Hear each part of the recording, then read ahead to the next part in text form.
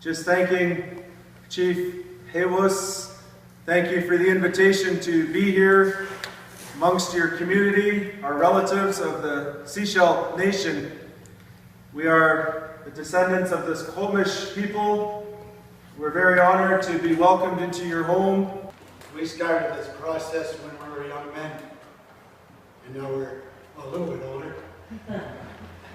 But we're happy that this day has come, and the Shíshálh government, the Shíshálh Nation, can now take its rightful place in the development of our nation. And because we chose to work with the local governments for the last 30 years, and we chose to be self-government, is because of this day, is that because we were preparing not only ourselves and our people, but we were making efforts to try to protect the lands and the resources that truly belong to the Shíshálh Nation.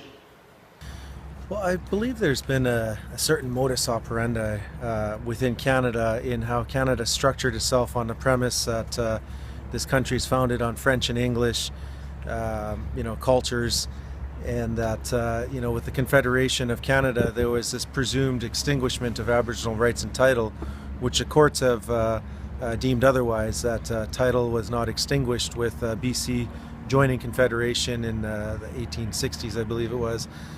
So we've continued to strive to improve relations with both the provincial and the federal Crown with their claims for Aboriginal lands and the legitimacy of Canada's claims to our sovereignty atop of our continued presence and usage of our lands and our jurisdiction. So that's been an ongoing issue that's strained relations and has created abject poverty amongst many First Nations as Canadians have become very affluent at the expense of Indigenous cultures.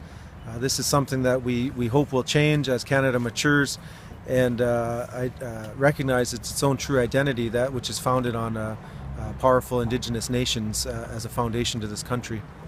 The opportunity to meet with the different Indian bands from around the region, to connect. We are one big community, and I really value the opportunity both to reconnect with old friends and also to learn about the cultures of the different bands and to share our mutual experiences. I have been appalled to discover the actual reality of the land rights and title for First Nations in British Columbia. It is, well, for me, I think when I first discovered it, shocking, and subsequently I can see the damage that it has done to everything, our human relationships, our cultural appreciation of each other, and our economic development.